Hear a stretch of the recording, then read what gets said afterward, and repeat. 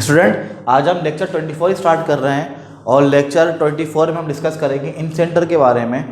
और इन सेंटर क्या होता है? The point I of concurrency of the internal bisector of the angles of a triangle is called in centre. अब यहाँ पे पॉइंट ऑफ कॉन्करेंसी क्या होता है और internal bisectors of the angles क्या होते हैं।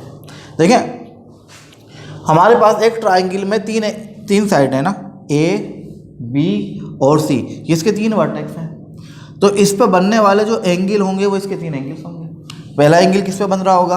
ए पे। दूसरा एंगल किस पे बन रहा होगा? बी पे। और थर्ड एंगल सी पे।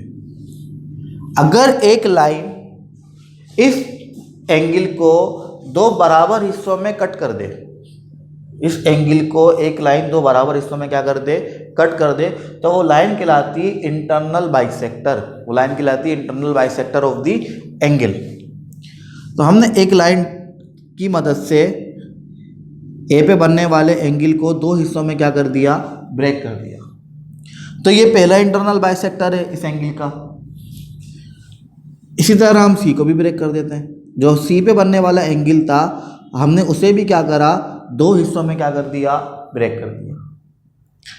इसी तरह हमने एंगल बी को भी दो बराबर हिस्सों में क्या कर दिया? ब्रेक कर दिया। जब हमने एंगल बी को दो बराबर हिस्सों में ब्रेक किया तो आप देख सकते हैं कि ये तीन इंटरनल बाइसेक्टर हैं। एक एंगल ए का है, एक एंगल बी का है और एक एंगल सी का है। और ये तीनों इंटरनल बाइसेक्टर्स जो हैं ये एक सिंगल पॉइंट पे आके मिल रहे हैं। जिस पॉइंट पे आके मिल रहे हैं ये पॉइंट कहलाता है पॉइंट ऑफ कॉन्करेंसी। ये पॉइंट ऑफ कॉन्करेंसी है किसका? मिलने तीन लाइनों, अगर तीन लाइन किसी सिंगल पॉइंट पे आके मिल जाए तो उस पॉइंट को बोलते हैं पॉइंट ऑफ कॉन्करेंसी। लेकिन ये पॉइंट किन लाइनों से मिल रहा है? ये पॉइंट मिल रहा है internal bisector of the angles of the triangle. एक ट्राइंगल के तीन एंगल्स का जो इंटरनल बाइसेक्टर है उसका पॉइंट ऑफ कॉन्करेंसी है। क्या कहलाएगा? ये कहलाएगा इन सेंटर। अच्छा स्टूडेंट, यहाँ पे एक और चीज़ है। ये पॉइंट ए और ए के सामने वाली जो साइड है उसे हम क्या कहते हैं?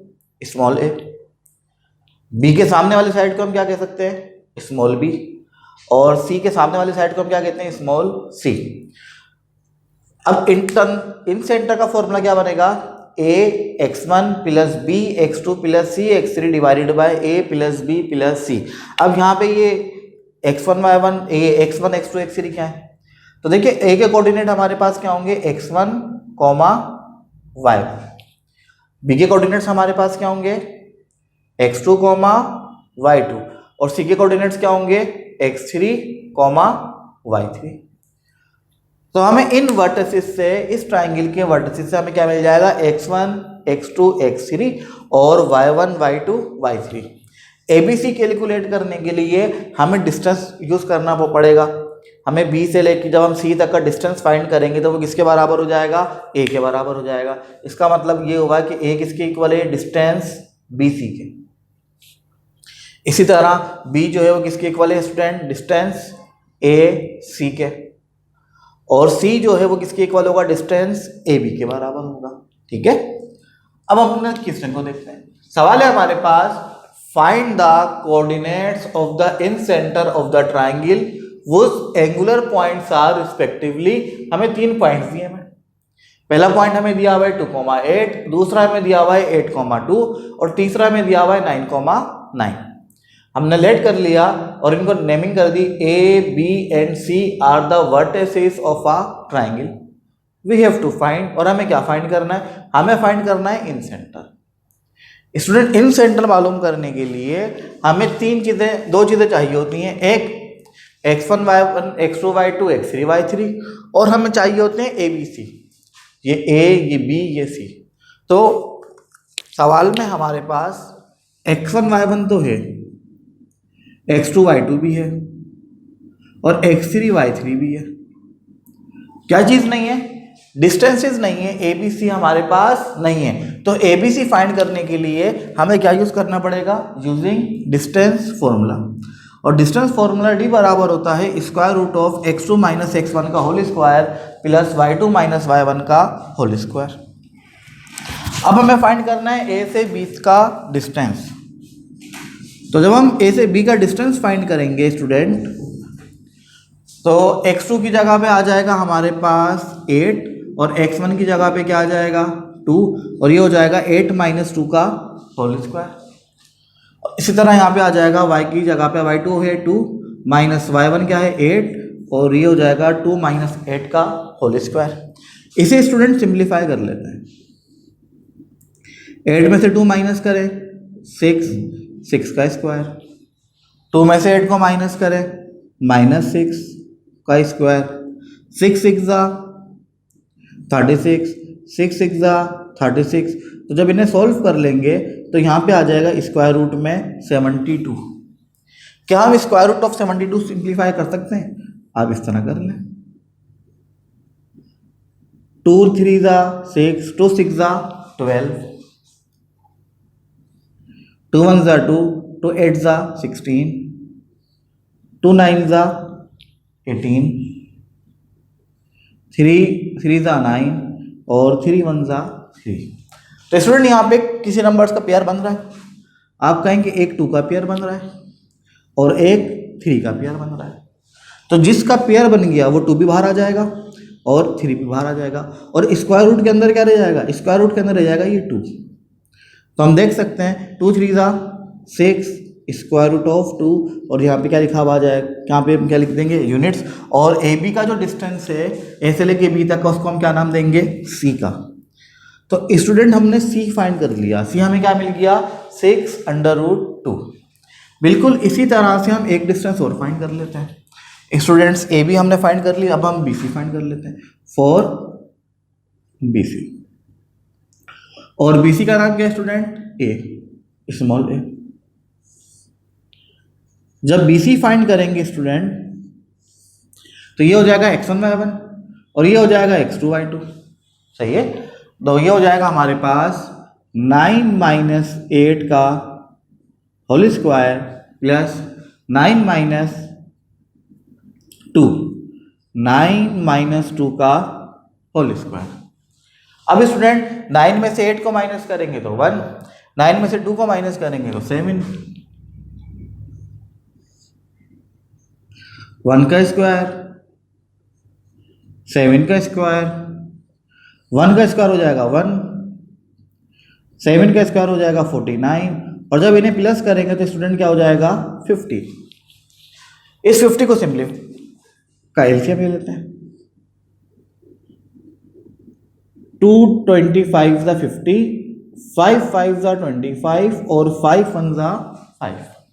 तो स्टूडेंट किसी नंबर का पेयर बन रहा है यहाँ पे, आप कहें बिल्कुल 5 का पेयर बन रहा है। तो ये 5 आ जाएगा स्क्वायर रूट से बाहर, और स्क्वायर रूट के अंदर क्या रह जाएगा 2, और यहाँ पे हम क्या लिखेंगे यूनिट्स, और बी से लेकर सी तक का जो डिस्टेंस है वो है क्या ए। तो स्टूडेंट हमें ए भी मिल गया, हमें ए बी मिल गया और हमें सी बी मिल गया। अब किसकी बारी है? बी की। तो हम बी फाइंड कर लेते हैं। स्टूडेंट बी कैसे फाइंड करेंगे? बी भी हम डिस्टेंस फॉर्मूले से फाइंड करेंगे। हम डिस्टेंस फॉर्मूला लगाएंगे ए और सी के दरमियान, और हमें क्या मिल जाएगा? हमें मिल जाएगा बी। हम यहाँ पे लिखेंगे फॉर डिस्टेंस ए सी, और ये क्या हो जाएगा स्मॉल बी हो जाएगा स्टूडेंट।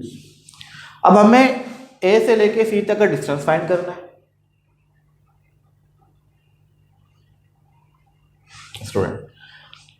ये हो जाएगा x1 y1, बल्कि ए हो जाएगा x1 y1, और ये क्या हो जाएगा x2 y2। तो ये हो जाएगा 9 - 2 का होल स्क्वायर प्लस 9 - 8 का होल स्क्वायर, 9 - 2 का होल स्क्वायर प्लस 9 - 8 का होल स्क्वायर। जब 9 में से 2 माइनस कर देंगे स्टूडेंट तो क्या हो जाएगा हमारे पास 7 का स्क्वायर, और जब 9 में से 8 माइनस करेंगे स्टूडेंट तो 1 का स्क्वायर। 7 का स्क्वायर किसके इक्वल होगा स्टूडेंट? 7 7 ज़ा 49 और 1 1 ज़ा 1, और जब इन्हें प्लस करेंगे स्टूडेंट तो ये क्या हो जाएगा हमारे पास 50। और अभी हमने देखा था कि 50 का जो स्क्वायर रूट है वो किसके बराबर होता है? 5 स्क्वायर रूट 2 के। तो 50 के स्क्वायर रूट को हम यहाँ पे लिखेंगे 5 स्क्वायर रूट ऑफ 2, और साथ में क्या आ जाएगा यहाँ पे यूनिट्स, और AC को हम किसका नाम देंगे? B का। स्टूडेंट हमारे पास ए भी आ गया, हमारे पास बी भी आ गया और हमारे पास क्या भी आ गया, सी भी आ गया। ये तीनों आ गए हमारे पास। और x1 y1 x2 y2 x3 y3 की तो वैल्यू हमें पहले से पता थी। अब हम क्या फाइंड कर सकते हैं, इन सेंटर फाइंड कर सकते हैं। तो हम क्या करेंगे, सिंपल हम इन सेंटर का फॉर्मूला अप्लाई करेंगे, उसके अंदर वैल्यूज को पुट करेंगे और पुट करने के बाद हम क्या फाइंड कर लेंगे, इन सेंटर। हम इसके बाद लिखेंगे, now we know that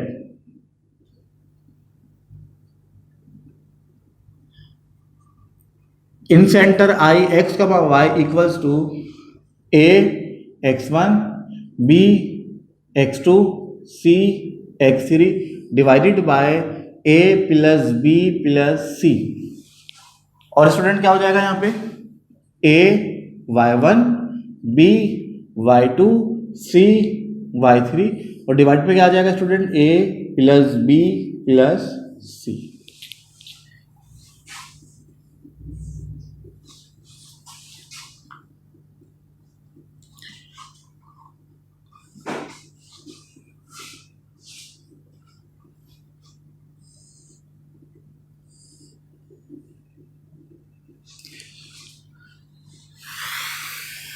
a x1 b x2 c x3।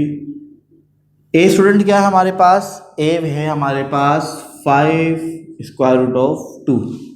b क्या है हमारे पास स्टूडेंट, b भी हमारे पास क्या है 5 स्क्वायर रूट ऑफ 2 और c हमारे पास 6 स्क्वायर रूट ऑफ 2। ठीक है, यहाँ भी यही आ जाएगा कि इनको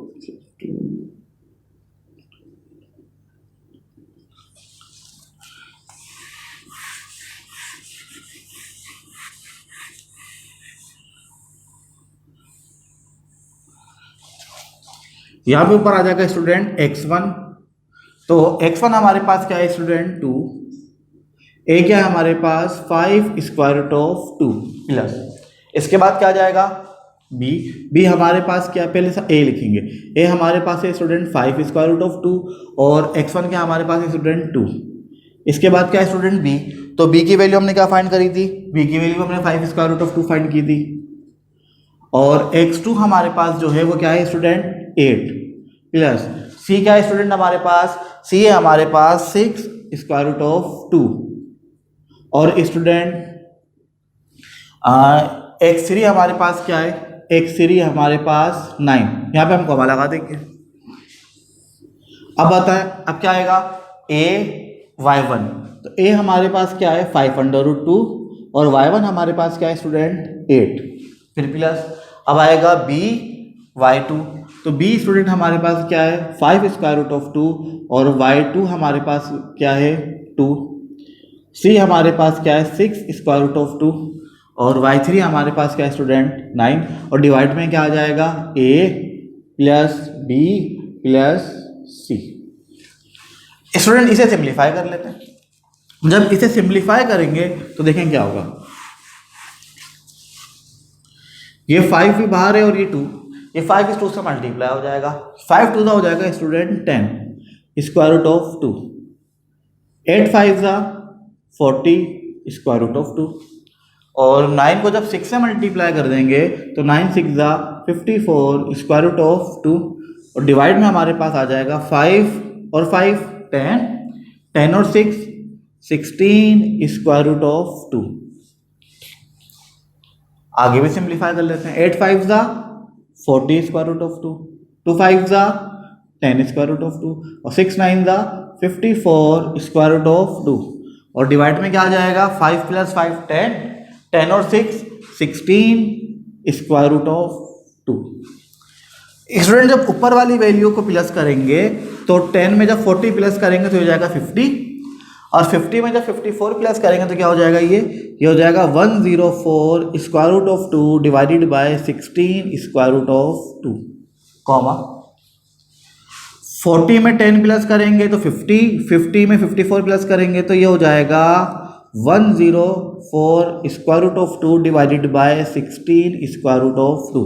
अब स्टूडेंट हम क्या करेंगे, स्क्वायर रूट ऑफ 2 से स्क्वायर रूट ऑफ 2 क्या कर देंगे कैंसिल, यहाँ भी कैंसिल हो जाएगा। तो ये हो जाएगा हमारे पास 104 डिवाइडेड बाय 16 और ये हमारे पास हो जाएगा स्टूडेंट 104 डिवाइडेड बाय 16। क्या ये कैंसिल हो रहा है? बिल्कुल, ये 8 के टेबल से कैंसिल हो सकता है। अगर हम 8 से कैंसिल करें तो क्या हो जाएगा, 8 2 ज़ा 16 और 8 10 ज़ा 80, 11 ज़ा 88, 12 ज़ा 96 और 13 ज़ा 104। यहाँ भी यही हो जाएगा 8 2 ज़ा और 8 13 ज़ा। तो स्टूडेंट इन सेंटर हमारे पास क्या आ गया, 13/2 कॉमा 13/2, यह आ गया हमारा इन सेंटर। तो इस तरीके से हम इन सेंटर क्या कर सकते हैं, क्यों फाइंड कर सकते हैं। पहले हम डिस्टेंसेस फाइंड करेंगे ABC। जब ABC फाइंड हो जाएंगे स्टूडेंट तो फिर हम इस फॉर्मूले के अंदर वैल्यूज को क्या कर देंगे, पुट कर देंगे और सिंप्लीफाई कर लेंगे स्टूडेंट। हमें क्या मिल जाएगा, हमें इन सेंटर मिल जाएगा। स्टूडेंट ये लेक्चर यहाँ पे कंप्लीट हो रहा है। अब हम नेक्स्ट टॉपिक को अब नेक्स्ट लेक्चर में कंटिन्यू करेंगे और स्टूडेंट ये लेक्चर यहाँ पे क्या हो गया, कंप्लीट हो गया।